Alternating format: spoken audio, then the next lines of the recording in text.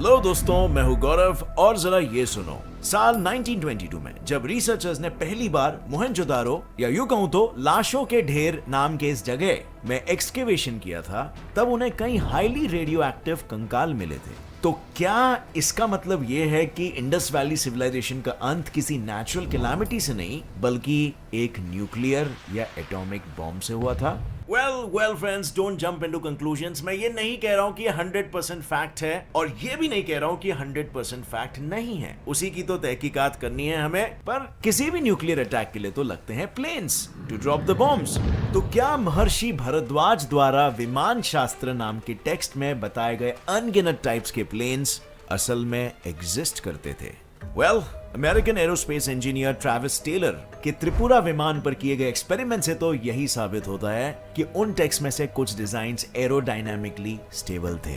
But wait a minute, 70s और 80s के एक prominent pyramid researcher slash electrical engineer जो पार ने अपने एक्सपेरिमेंट से यह प्रूव किया है कि एंशिएंट इजिप्शियंस पिरामिड इस तरह से बनाते थे कि हर 11 साल में उसका वजन ड्रास्टिकली घट जाता था, एज इफ ग्रेविटी ही उस जगह की गायब हो चुकी हो। तो क्या एंशिएंट इजिप्शियंस एंशिएंट इंडियन से भी आगे जाकर एक एंटी ग्रेविटी डिवाइस बना चुके थे? ये सभी हाई टेक्नोलॉजीज है। इन्हीं कुछ इंटरेस्टिंग सवालों के जवाब आज हम जानेंगे हमारे आज के इस वीडियो में, जिसका टाइटल है ancient technology of India, Egypt and other civilisations. अब फ्रेंड्स, आगे बढ़ने से पहले मैं ये पहले ही क्लियर करना चाहूंगा कि इसमें मैं आपको दो पर्सपेक्टिव्स प्रेजेंट करूंगा, एंशिएंट इंडियन टेक्नोलॉजी के सपोर्ट में भी और उसके एंटी भी, और मैं अपना ओपिनियन भी आपको बताऊंगा ताकि आपको एक ओवरऑल अंडरस्टैंडिंग मिल जाए। Because after all intelligence is nothing but your ability to look at something from multiple perspectives. 16 जुलाई 1945, फादर ऑफ एटॉमिक बॉम्ब माने जाने वाले रॉबर्ट ओपेनहाइमर ने न्यू मैक्सिको के ट्रिनिटी टेस्ट साइट पर अपना न्यूक्लियर डेटोनेशन टेस्ट सक्सेसफुली होते ही भगवत गीता की एक लाइन कोट करते हुए कहा था, I have unleashed the power of the universe. Now I am become death, the destroyer of worlds. और जब टेस्ट के बाद उनको कॉन्फ्रेंस के दौरान पूछा गया कि क्या ये दुनिया का पहला न्यूक्लियर डेटोनेशन टेस्ट माना जा सकता है, तो उनका जवाब था यस, इन आवर टाइम्स। यानी इन दोनों ही स्टेटमेंट्स में ये साफ देखा जा सकता है कि ओपेनहाइमर शायद खुद भी ये मानते थे कि कोई तो और सभ्यता शायद थी जो एक एडवांस्ड सिविलाइजेशन थी, एंड मे बी उनका बोलना हो सकता है एंशिएंट इंडियन सिविलाइजेशन के बारे में। बट वेट, हमारे आज के मॉडर्न इंडियंस का तो कुछ और ही कहना है। उनके अनुसार तो ये एंशिएंट इंडियन नॉलेज सिस्टम्स के क्लेम सारे आउटलैंडिश या सिंपली कहूं तो सेंसलेस है। So let's find out, क्या एंशिएंट इंडियंस या for that matter all the ancient civilisations in general सच्ची में इतने कमाल के थे और वो टेक्नोलॉजिकली हमसे भी ज्यादा एडवांस थे? Harappa Mohenjodaro versus Hiroshima Nagasaki. Mahabharata के अनेकों चैप्टर्स में अलग अलग अस्त्रों शस्त्रों का उल्लेख किया गया है, जैसे कि नारायण अस्त्र, ब्रह्मास्त्र एटसेट्रा एटसेट्रा, और कुछ पैसेजेस में तो उनसे होने वाले डिस्ट्रक्शन को तक डिस्क्राइब किया गया है, जैसे कि ये एक आयरन थंडरबोल्ट जिसके कारण से 1000 सूरज जितना गर्म चमकीला धुआं और लपटें उठी थी। उसके प्रहार से सब कुछ इंस्टेंटली जल जाता था, टू द पॉइंट कि वो पहचाना तक नहीं जा सकता।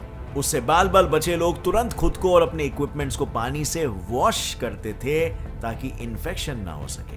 अब इसके डिस्क्रिप्शन से क्या आपको किसी मॉडर्न डे वेपन की याद नहीं दिला रहा? कुछ ऐसा ही नजारा रॉबर्ट ओपेनहाइमर को 16 जुलाई के दिन अपने एटम बॉम्ब की टेस्टिंग के वक्त दिखा था, जिसकी वजह से उनके दिमाग में जो पहली चीज आई थी वो थी भगवत गीता, जो महाभारत का ही एक हिस्सा है। अब महाभारत जो 3rd सेंचुरी में लिखी गई है, उसमें इतने एडवांस टेक्नोलॉजी का उल्लेख होना अपने आप में एक बहुत बड़ी बात है, एंड शायद इसीलिए लोग कहते हैं कि व्यासा जिन्होंने महाभारत लिखा है वो अपने समय से काफी आगे थे। इनफैक्ट वो जमाना सिर्फ साइंस के मायने में नहीं बल्कि जिंदगी के दूसरे एस्पेक्ट्स जैसे कि पैसों के मामले में भी काफी आगे था। I mean you be shocked to know कि उस टाइम के लोग भी ट्रेडिंग और फाइनेंस में अलग लेवल के जुगाड़ू थे। इनफैक्ट ये सब तो कृष्ण भगवान ने खुद अर्जुन को एक्शंस के थ्रू सिखाया। जैसे कि सबसे ज्यादा इंपॉर्टेंट लेसन ये है कि कभी भी युधिष्ठिर की तरह ट्रेडिंग का गेम समझे बिना उसमें कूदो मत, और अपनी बीवी और पूरे राज्य को तो कभी भी दांव पे मत लगाओ। नो आई नो, इससे ये साबित नहीं होता कि ऐसा कोई वेपन एंशिएंट इंडियंस के पास मौजूद था,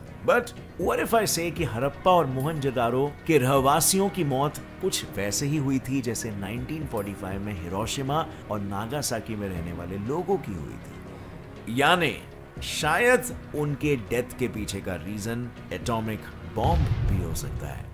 साल 1922 में आर्कियोलॉजिकल सर्वे ऑफ इंडिया के एक ऑफिसर रखलदास बंड्योपाध्याय को पहली बार मोहनजोदारो इस साइट का पता चला था, जिस शब्द का लिटरल मीनिंग है लाशों का ढेर। पर आखिर उसे ये नाम क्यों मिला? 1922 के बाद जैसे इस पूरे एरिया में देश विदेश के आर्कियोलॉजिस्ट का आना जाना शुरू हो गया था, जिस दौरान उन्हें कई एक दूसरे के हाथ पकड़े कंकाल मिले, इंक्लूडिंग बच्चों के कंकाल। अब इसका एक ही मतलब स्ट्रॉन्ग बन रहा है कि उनकी मौत नेचुरल तरीके से नहीं बल्कि अचानक से हुई थी, क्योंकि ऐसे हाथ पकड़े हुए कोई डरा हुआ इंसान ही मर सकता है, राइट? क्योंकि जब हम डर जाते हैं तो हम एक दूसरे के हाथ पकड़ लेते हैं, एटलीस्ट फैमिलीज, बच्चे और लवर्स। जब इस विषय में और गहराई से छानबीन हुई तब कुछ रशियन साइंटिस्ट को पता चला कि इन कंकालों में से एटलीस्ट एक कंकाल ऐसा था कि मानो उसकी मौत किसी नेचुरल रेडिएशन एक्सपोजर के मुकाबले 50 गुना ज्यादा रेडिएशन एक्सपोजर से हुई थी, जिसका जिक्र एक रशियन हिस्टोरियन अलेक्जेंडर गोर्बोव्स्की ने अपनी 1966 की किताब रिडल्स ऑफ एंशिएंट हिस्ट्री में भी किया है। साथ ही अन्य रिसर्चर्स को वहां कई पिघले पत्थर और हरे कांच के टुकड़े भी मिले, जो यूजुअली न्यूक्लियर एक्सप्लोजन्स के वक्त सैंड के हीट होने से बनते हैं। मतलब बेसिकली ये सारे सबूत बस एक ही चीज की तरफ इशारा कर रहे हैं कि उस वक्त की सभ्यता में शायद कुछ तो अजीबोगरीब चीजें चल रही थी। हो सकता है कि वो एटम बॉम्ब जैसे घातक वेपन्स यूज करते थे और शायद उसी की वजह से उनकी जान गई। लेकिन इस पूरे रहस्य में एक और एक रहस्य जो अनआंसर्ड है वो ये है कि अगर किसी ने मोहनजोदारो और हड़प्पा पर न्यूक्लियर या एटॉमिक बॉम्ब गिराया था तो उसने किसी हवाई जहाज से ही गिराया होगा। सो इस टेक्नोलॉजी में उस वक्त के लोग कहां लाया करते थे? Which brings us to the next point, Wright brothers की रॉन्ग कहानी। राइट ब्रदर्स की रॉन्ग कहानी सुनने से पहले मैं आपको अपना पर्सपेक्टिव बताना चाहूंगा, जो ये है कि जस्ट बिकॉज़ हमें लाशों के ढेर मिले हैं जो एक्सट्रीम हीट से मरे थे, इसका मतलब ये नहीं हो जाता कि न्यूक्लियर बॉम्ब भी उसके पीछे वजह है। बहुत सारे रीजंस हो सकते हैं, जैसे कि वॉर, मैसिव फायर और इवन एस्ट्रॉयड इंपैक्ट। और रही बात रेडिएशन की, तो अगर आप न्यूक्लियर रिसर्चर मेनियॉर्ड की न्यूक्लियर रेडिएशन पर रिपोर्ट पढ़ो तो उनके हिसाब से रेडियो एक्टिव एक्टिविटी एक नॉर्मल इंसान में 0.13 से 1.03 माइक्रो सी पर ग्राम एश ये वैल्यू होती है, with the mean value of 0.38 micro C per gram एश। और उतना ही एग्जैक्टली वहीं पर भी पाया गया था एक्सकेवेशन साइट्स पर। बट ये राइटर्स लेबेडिंस्की और नेफेडोव ने कैसे रॉन्गली इंटरप्रेट करके 50 टाइम्स ज्यादा बता दिया, ये मेरे पल्ले नहीं पड़ा। एंड फाइनली दुनिया में कितने प्लेसेस हैं जहां रेडियो एक्टिव लेवल हाई है? जैसे केरला के कई रीजन्स का एग्जांपल ले लो, जहां डिपॉजिट्स ऑफ मोनाजाइट और थोरियम ओर है, वहां पे रेडियो एक्टिविटी लेवल काफी हाई। इन पॉसिबिलिटीज को डिस्काउंट करके एंशिएंट न्यूक्लियर टेक्नोलॉजी बता देना is just extreme speculation and not a fact. Now let's move on to Wright brothers की wrong कहानी। अक्टूबर 11, 1988, इटालियन साइंटिस्ट रॉबर्टो पिनोटी बैंगलोर में चल रहे वर्ल्ड स्पेस कॉन्फ्रेंस में अन्य फॉरेन रिसर्चर्स को एड्रेस कर रहे थे, जिस दौरान वो उन्हें यह समझा रहे थे कि क्यों एंशिएंट इंडियंस एयरक्राफ्ट के मामले में बाकियों के मुकाबले बहुत आगे थे और क्यों उनके विमान या एयरक्राफ्ट के अनगिनत कॉन्सेप्ट्स को दुनिया ने सीरियसली लेना चाहिए। उन्होंने सभी को यह याद दिलाया कि सतयुग से कलयुग तक इंडिया में ऐसे कई टेक्स्ट लिखे गए हैं जिनमें अलग अलग तरह के एयरक्राफ्ट्स का जिक्र हुआ है। इनफैक्ट विमान शास्त्र नाम का एक टेक्स्ट जिसके बारे में कहा जाता है कि वो पांडवों के गुरु द्रोणाचार्य के पिता महर्षि भरद्वाज द्वारा लिखा गया ज्ञान है, उसमें भी कई अलग अलग तरह के एयरक्राफ्ट्स का जिक्र किया गया है, जिसकी मदद से ऐसा कहा जाता है कि मुंबई के जे स्कूल ऑफ आर्ट्स के एक टीचर शिवकर बापूजी तलपड़े ने राइट ब्रदर्स से 8 साल पहले साल 1895 में एक एयरक्राफ्ट बना भी लिया था, लेकिन वो बस 1500 फीट तक ही ऊपर उड़ पाया, जिसके बाद वो नीचे ढह गया। ऐसा कहा जाता है कि इस इंसिडेंट के बाद ब्रिटिशर्स ने इस प्रोजेक्ट के स्पॉन्सर यानी किंग ऑफ बड़ौदा सयाजी राव गायकवाड़ से अपना सपोर्ट वापस लेने का हुक्म दिया था। सो क्या इसका मतलब ये है कि Indians were the first to fly a plane? Well, I don't know, ये सच भी हो सकता है और नहीं भी, क्योंकि इंडियंस के अलावा भी ऐसे कई इजिप्शियंस और साउथ अमेरिकन सभ्यताएं रही है जिनके द्वारा बनाए गए आर्टिफैक्ट्स किसी प्लेन से मेल खाते हैं।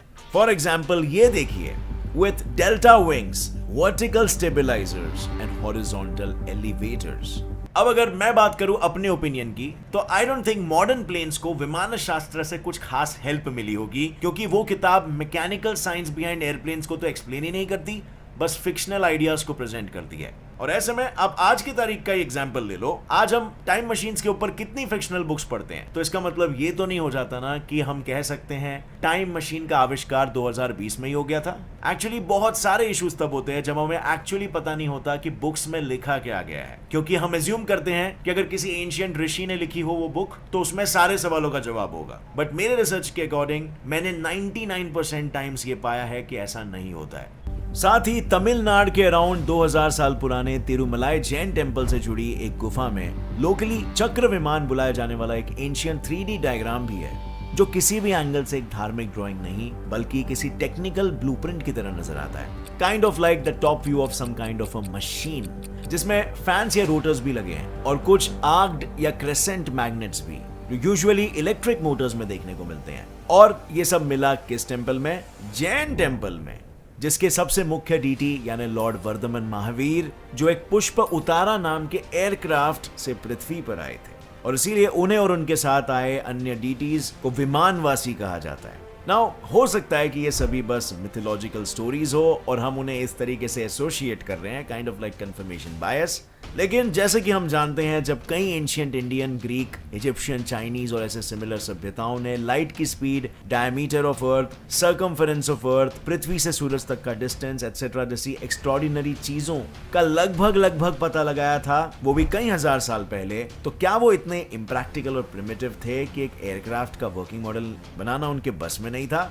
वेल, कुछ लोगों का तो ये मानना है कि वो सिर्फ उड़ान नहीं बल्कि ग्रेविटी तक को चकमा देने लग गए थे। वेल, मैं अपनी बात करूं तो मेरे हिसाब से बहुत इंटरेस्टिंग स्टोरीज है और सुनने में बहुत एंटरटेनिंग भी है, लेकिन ऑब्वियसली फैक्ट पर बेस्ड नहीं है, एंड इसीलिए I don't even think this requires any proof to disprove, because it was not even proved in the first place.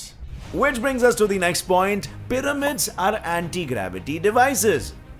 In the second half of 20th century यानी around 1977 से लेकर 1990s तक, एक बहुत ही prominent pyramid researcher, electrical engineer जो पार ने द ग्रेट पिरामिड के साथ साथ कई अन्य पिरामिड्स पर अनगिनत इलेक्ट्रोमैग्नेटिक और रेडियो एक्टिविटी के मेजरमेंट्स किए, वो भी ऑलमोस्ट 2 दशकों तक। इन एक्सपेरिमेंट से उन्हें यह पता चला कि जो पिरामिड का शेप होता है ना, अगर वैसे शेप का कोई ऑब्जेक्ट किसी ऑल्टरनेटिंग मैग्नेटिक फील्ड और आयोन्स के बीच रहकर घुमाया जाए तो उस ऑब्जेक्ट के इर्द गिर्द एक इनविजिबल सी फोर्स फील्ड बन जाती है, जिसे उन्होंने नाम दिया द ऑर्ब।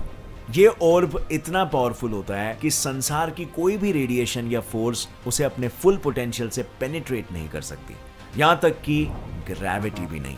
उनकी रिसर्च से सामने आया कि हर पिरामिड के आसपास एक ऑर्ब जरूर होता है, फर्क बस इतना होता है कि उसकी बाकी फोर्सेस और रेडिएशंस को रिफ्लेक्ट करने की शक्ति सूरज के 11 इयर्स सनस्पॉट साइकिल पर डिपेंडेंट होती है। सनस्पॉट साइकिल यानी वो साइकिल जिसमें हर 11 साल में सूरज के मैग्नेटिक पोल्स फ्लिप होते हैं और उस दौरान सूरज से भारी भरकम आयोनिक रेडिएशंस बाहर फेंके जाते हैं। इनफैक्ट यही वजह भी है कि जो पार ने अपने टेस्ट पिरामिड्स को टेस्ट करने के लिए ऑल्टरनेटिंग मैग्नेटिक फील्ड और आयोन्स फेंकने वाले आयोन ट्रांसड्यूसर मशीन का इस्तेमाल किया था। अपने इन 2 दशकों तक चले अराउंड 55 एक्सपेरिमेंट से जो बात सबसे शॉकिंग लगी कि उनके एक्सपेरिमेंट के दौरान उसके टेस्ट पिरामिड्स का वजन ऑलमोस्ट 5 ग्राम तक कम हो जाता था और वो अपने आप को ओरियन कॉन्स्टेलेशन के बेल्ट में मौजूद 3 स्टार्स की ओर पॉइंट करने लगते हैं, which are the same stars जहां the great pyramid of Giza point करता है।